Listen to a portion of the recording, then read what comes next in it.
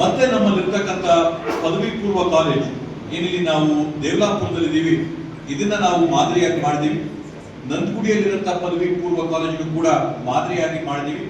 ಹೊಸಕೋಟೆ ನಗರದಲ್ಲಿ ಬಾಯ್ಸ್ ಪದವಿ ಪೂರ್ವ ಕಾಲೇಜ್ ಏನಿತ್ತು ಅದನ್ನು ಕೂಡ ಇವತ್ತು ನಾವು ಮಾದರಿಯಾಗಿ ನಾವು ಮಾಡಿ ಮಕ್ಕಳಿಗೆ, ವಿಶೇಷವಾಗಿ ಪ್ರಕಾಶ್ ಅವರು ಹೇಳಿದಂಗೆ ಸರ್ಕಾರಿ ಕಾಲೇಜುಗಳಿಗೆ ಬರಂತದ್ದು ನಾವು ನೋಡಿದಂಗೆ ಹಿಂದುಳಿದಂತ ಆರ್ಥಿಕವಾಗಿ ದುರ್ಬಲ ವರ್ಗದ ಮಕ್ಕಳು ಇವತ್ತಿಲ್ಲಿ ಬಂದು ವಿದ್ಯಾಭ್ಯಾಸ ಮಾಡ್ತಾ ಇರ್ತಾರೆ.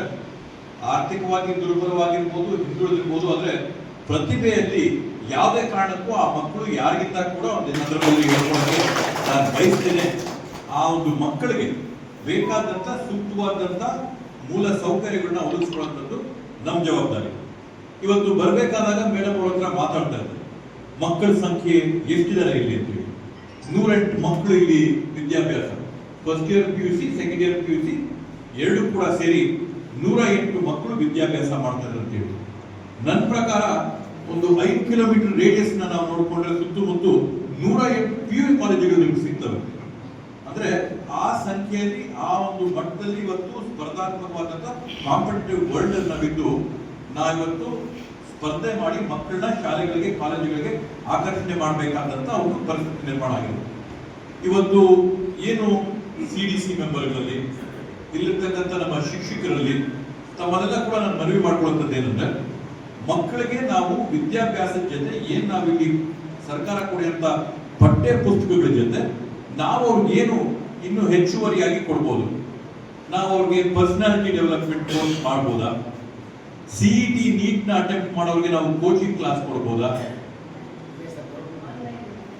ಅವನ್ನೆಲ್ಲ ಕೂಡ ಮಾಡಿಕೊಂಡು ಯಾವ ತರದಲ್ಲಿ ನಾವು ಇನ್ನ ಮಕ್ಕಳಿಗೆ ಬೇಕಾದಂತ ಸೌಲಭ್ಯಗಳನ್ನ ಒದಗಿಸ್ಕೊಡ್ಬೋದು ಅಂತೇಳಿ ನಾವೊಂದು ಆಲೋಚನೆ ಮಾಡಿದ್ರೆ ಆವಾಗ ನಾವು ಮಕ್ಕಳನ್ನ ಆಕರ್ಷಣೆ ಮಾಡಕ್ಕೆ ಅವಕಾಶ ಸಿಗುತ್ತೆ.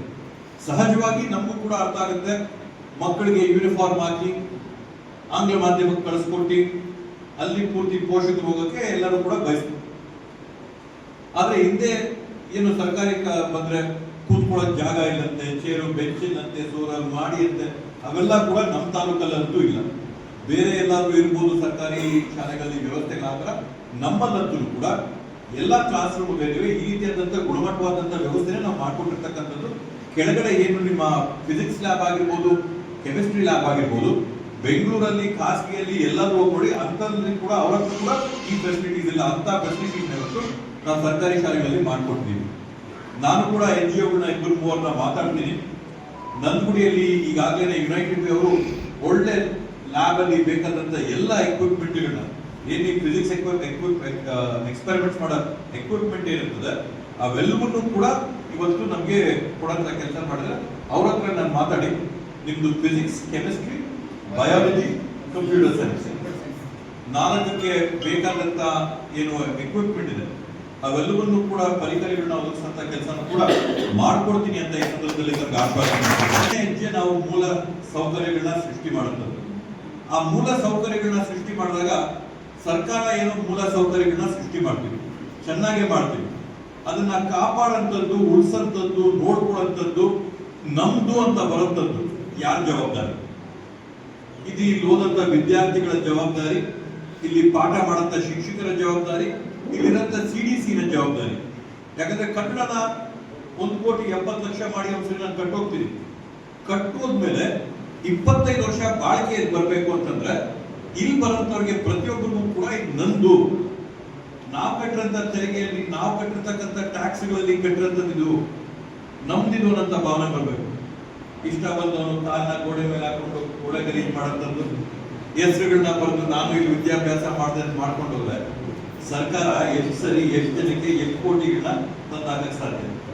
ನಮ್ದು, ನಮ್ಮ ಮನೆ, ಇದೊಂದು ದೇವಾಲಯ ತರ ನಾವು ಬರ್ತಾ ಇದ್ದೀವಿ, ಶಿಕ್ಷಣ ಪಡ್ಕೊಂಡು ನಾವು ಹೋಗ್ತಾ ಇದ್ದೀವಿ.